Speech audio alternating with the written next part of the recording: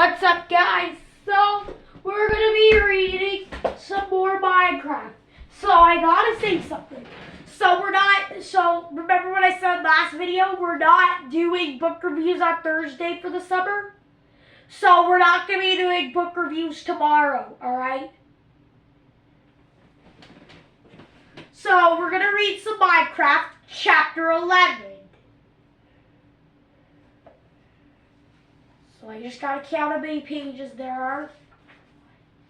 1, 2, 3, 4, 5, 6, 7, 8, 9. Alright. Chapter 11. There's not becoming a goody pig night, and even more honoring and apologizing. As you can see, Morgan explained, the hamster seems a little lonely. I was wondering if you had any advice for the solution is simple. Principal Ferris peered at the Duchess. They should be sent somewhere else. Morgan froze in surprise. What? The purpose of the school pet is to provide joy to the students, and comfort, and entertainment, and the sense of responsibility. If the guinea pig is doing that better, then Principal Pellet's all we needed. So this was not going how Morgan thought it would. They stood together for a moment while Miss Minerva's reading club turned pages on the other side of the room. Principal Ferris demanded, "What is your name?" Morgan Mercado? I know you are new here, Morgan, but at Ironsford Academy, we want the brightest, best, and most perfect education from our students. You and your friends will have to learn this if they want to fit in. But the Baron isn't worse than Prince Pellets, Morgan argued. Prince Pellets was just here first.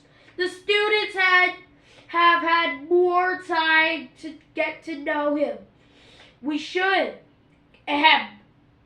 Principal Ferris interrupted Morgan, looking him directly in his eyes. I have a question for you, Mr. Mercado.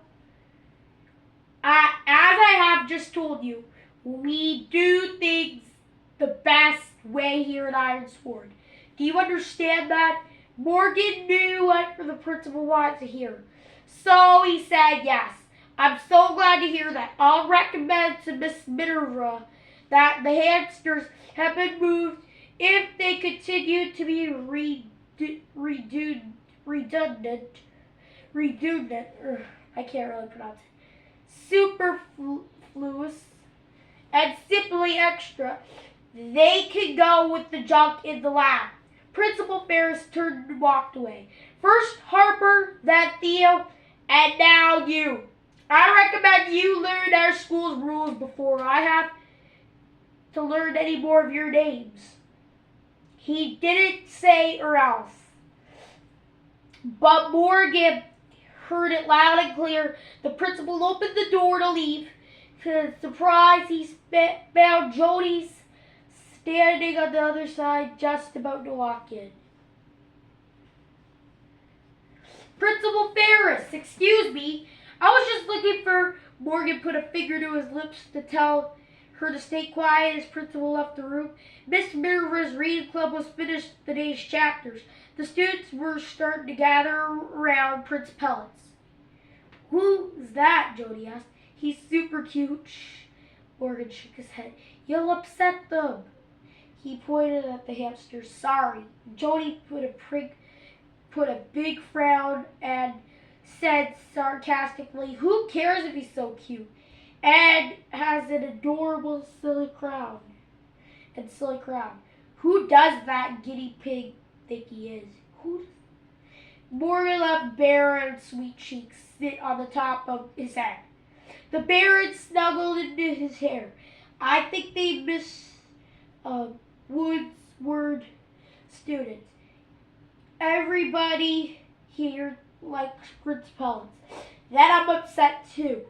Morgan continued and Principal Ferris was no help. He thinks they shouldn't be here at all. He was still feeling bad about his argument with Jody. He realized that the way he talked to Jody was a lot like Principal Ferris had talked about the hamsters. They sat in silence for a moment. Then, suddenly, they talked at the same time. I'm so sorry I was impatient. No, I'm sorry I was so stubborn. And they started laughing. I shouldn't have gotten mad at you so fast. You were right. It does make sense for you to play my character for ill saving, said Jody.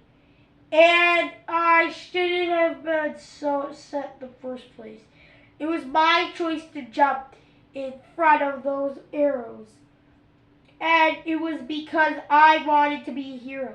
Getting mad at you for the consequences isn't fair. You are a hero. And I think this all isn't fair. Jody looked at him. And we need you, Morgan could tell his sister was serious. You should play my character. He would be better off with you as a protector. Morgan almost agreed, but he paused. Jody might be his little sister, but they've been playing Minecraft together from the beginning. Just because she approached it differently didn't mean she was any worse at the game. There were so many things he could learn from her that he would learn from Morgan. No, Morgan shook his head. I'll come back and help, but you should be the one to play. If you're sure Jody did want to play, Morgan could tell. It would be selfish to take that away from her. I'm sure we should all do what we're best at. If I really know the most about getting to the end, it's better if I focus on guiding everybody else. Yourself, and someone will have to protect you all while you're playing. It's really the most important position to be in, if you think about it. Jody laughed and pulled Morgan into a big hug, knowing they had both made the right decision. Right.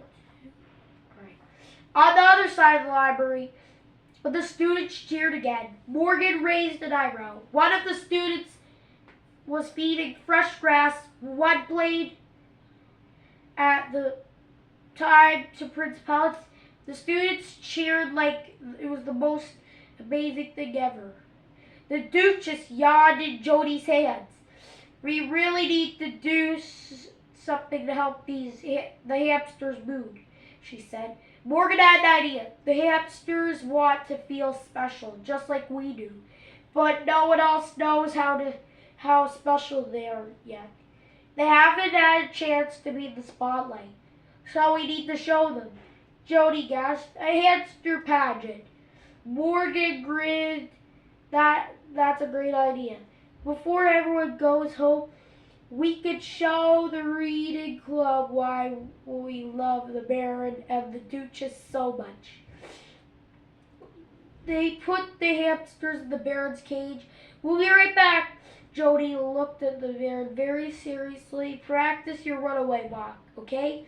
He squeaked. The Duchess was already trotting on the wheel. She didn't need any practice. Morgan and Jody ran to the computer lab.